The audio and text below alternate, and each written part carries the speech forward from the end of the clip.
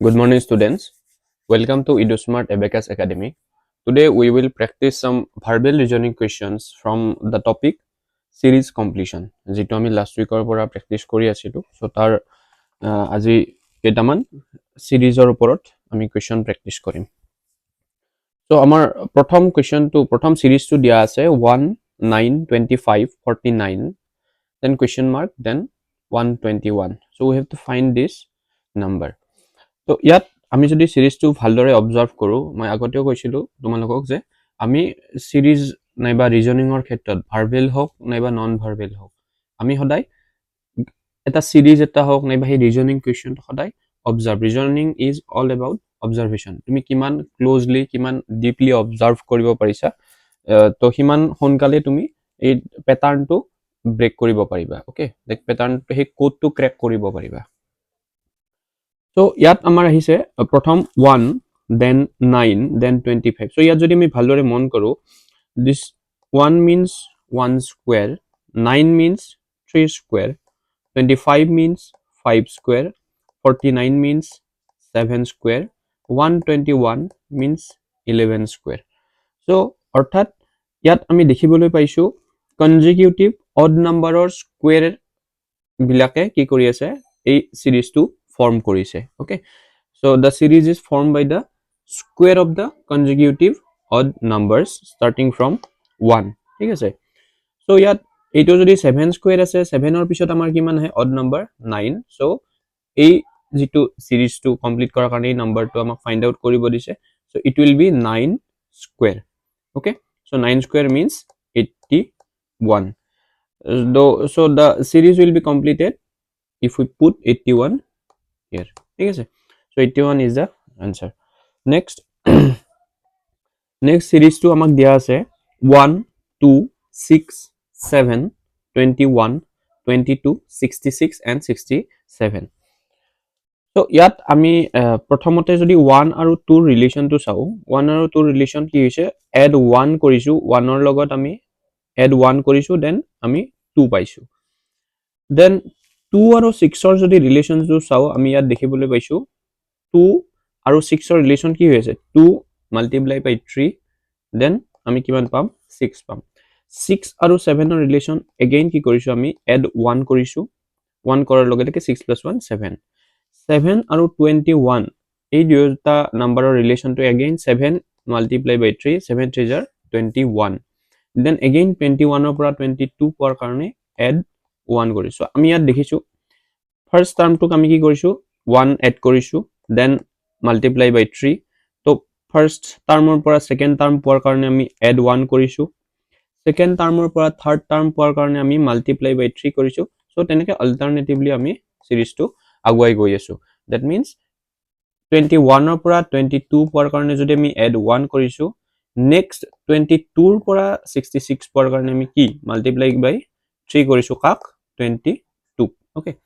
again যেটো multiply by 3 কৰিলো এবাৰ কি কৰিব লাগিব again add 1 কৰিব লাগিব yes add 1 গতিকে 66 + 1 gives us 67 okay যেটো এই নাম্বাৰটো উলিয়াব দিছে এই নাম্বাৰটো আগৰ নাম্বাৰটো পোৱাৰ কাৰণে আমি কি কৰিছিলো +1 কৰিছিলো গতিকে 66 ৰ যেটো সাকসেসিভ নাম্বাৰ হ'ব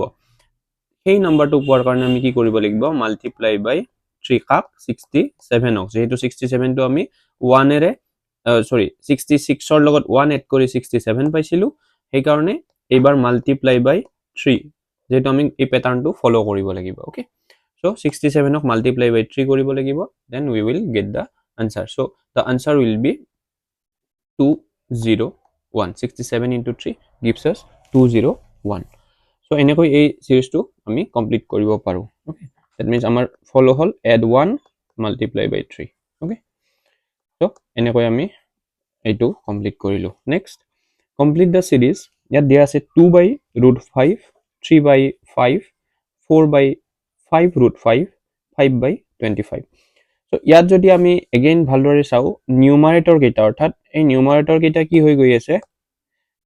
consecutively এক মানে বাঢ়ি গৈ আছে ওকে লাইক 2 3 4 5 তো এই নাম্বাৰটোৰ কাৰণে যেটো নিউমাৰেটৰ হ'ব ওকে এই নাম্বাৰটোৰ কাৰণে যেটো নিউমাৰেটৰ পাৰ্ট হ'ব এটো obviously কিমান হ'ব আমাৰ 6 হ'ব তাৰ পিছত ইয়াত কিমান আছে √5 চাও এটা √5 পৰা 5 পোৱাৰ কাৰণে আমি কি কৰিছো √5 পৰা 5 পোৱাৰ কাৰণে আমি আলটিমেটলি এই √5 টো √5 এৰে মাল্টিপ্লাই কৰিছো ওকে তাৰ পিছত 5 পৰা √5 পাইছো দ্যাট মিন্স ইয়াত তো 5 টো আছে আৰু ইয়াত মাল্টিপ্লাই কিমান হৈ আছে √5 সো আমি ইয়াতেও দেখিবলৈ পাইছো তাৰ মানে ডিনোমিনেটৰ কেইটা আমি কি কৰিছো √5 ৰ দ্বাৰা মাল্টিপ্লাই কৰিছো এন্ড আমি আনসাৰটো উলিয়াই লৈছো ওকে সো ডিনোমিনেটৰ ইয়াতে 5 √5 আছে ইয়াকো যদি আমি √5 ৰ দ্বাৰা মাল্টিপ্লাই কৰো √5 আৰু এই √5 কিমান হ'ব 5 হ'ব অলৰেডি 5 এটা আছে সো 5 * 5 কিমান হ'ব 25 ওকে এগেইন নেক্সট এই যেটো নাম্বার হ'ব লাগে তাৰ কাৰণে আমি নিউমাৰেটৰ উলাই লৈছো এটো 6 হ'ব ওকে এটো 6 তাৰ পিছত তলৰটোক আমি কি কৰিব লাগিব এজ পাৰ দা ৰিজনিং আমি √5 এৰে মাল্টিপ্লাই কৰিব লাগিব 25 ক ওকে সো 25 ক √5 ৰ দ্বাৰা যদি আমি মাল্টিপ্লাই কৰো it will give us 25 √5 okay so this will be the answer তাৰ মানে আমি ইয়াত কি ৰিজনিং ইউজ কৰিলো নিউমাৰেটৰটোক আমি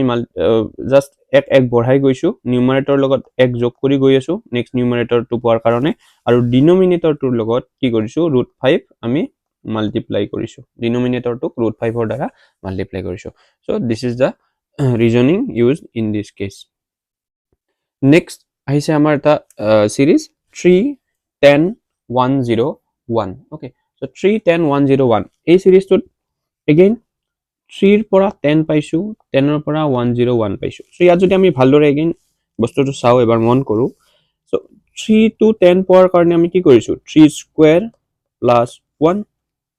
তাৰ মানে 3 স্কয়াৰ মানে 9 প্লাস 1 10 ৰ পৰা 101 পোৱাৰ কাৰণে আমি কি কৰিব লাগিব 10 স্কয়াৰ প্লাস 1 that means আমি যেটো প্ৰিসিডিং নাম্বাৰ আছে তাক স্কয়াৰ কৰি তাৰ লগত এক যোগ কৰিলে তাৰ সাকসেসিভ নাম্বাৰটো আমি ইয়াত পাই যাম that means 101 ৰ যেটো নেক্সট নাম্বাৰ হ'ব এই নাম্বাৰটো পোৱাৰ কাৰণে সিৰিজটো কমপ্লিট কৰাৰ কাৰণে আমি কি কৰিব লাগিব 101 ক মাল্টিপ্লাই কৰিব লাগিব 101 এৰে that is 101 ক স্কয়াৰ ল'ব লাগিব ওকে 101 ৰ স্কয়াৰ ল'ব লাগিব আৰু তাৰ লগত আমি এটা 1 প্লাস কৰিব লাগিব ঠিক আছে সো 101 ৰ স্কয়াৰ ললে আমি পাম 10201 plus 1 and it will give us 10202 okay so this will be the number here so ইয়াত আমাৰ মানে কি হৈছে ৰিজনিং কি ইউজ হৈছে যে square of the preceding number okay suppose here 3 square of the preceding number plus 1 okay so this is the reasoning used in this case next question to amar ase complete the series of 5824 5242 যেটো এনেকুৱা মানে 4 digit মানে ডাঙৰ সংখ্যা বিলাকৰ series দিছে so আমি ইয়াত এটা কথা ভাবি লব লাগে যে ইয়াত এডিশন নেবা সাবট্ৰাকশনে ম্যাক্সিমাম হোৱা দেখা যায় সো ইয়াত যদি 5824 আৰু 5242 ৰ মাজত আমি ডিফাৰেন্স চাব যাও ইয়াত আমি কি পাম 5824 is bigger than 5242 so the difference is here 5824 minus 5242 it will give us 582 okay so ঠিক তেনেদৰে এই দুইটাৰ যদি আমি এটো আমি 582 পালো এই দুইটাৰ মাজত ডিফাৰেন্স কিমান কৰিছো 5824 ৰ পৰা minus 582 কৰাৰ লগে লগে আমি 5242 পাইছো ঠিক তেনেদৰে 4247 ৰ পৰা কিমান মাইনাস কৰিলে আমি 3823 পাম হেটো আমি এবাৰ চেক কৰিলো 4247 minus 3823 so এইটো কৰাৰ লগে লগে আমি পাম 424 okay that means আমি 424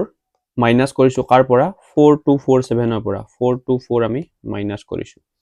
so ইয়াত আমি যদি এটা কথা ভালদৰে মন কৰো প্ৰিসিডিং নাম্বাৰটোৰ পৰা আমি যদি সেই নাম্বাৰটোৰ প্ৰথম তিনিটা ডিজিট যেটো নাম্বাৰ ফৰ্ম কৰিছে সেই নাম্বাৰটো যদি মাইনাস কৰো that means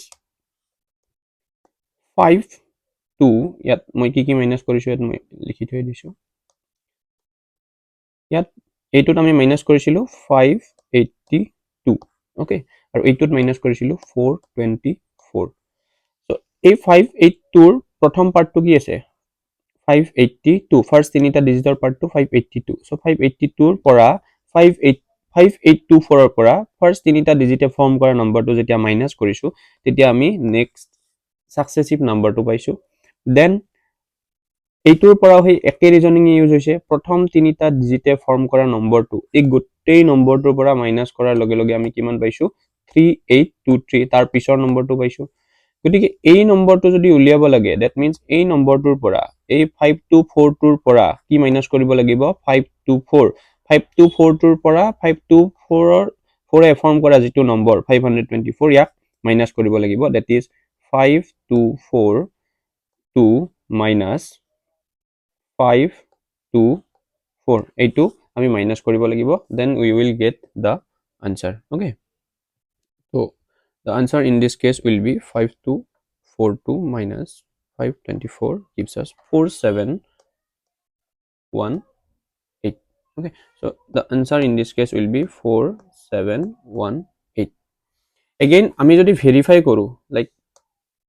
আমি ভেৰিফাই কৰিব 4718 পাইছো আমি ওকে সো এইটো যদি আমি ভেৰিফাই কৰো যে এই আনসাৰটো আমি এই ৰিজনিং ইউজ কৰি এইটো পালো কিমান 4718 ওকে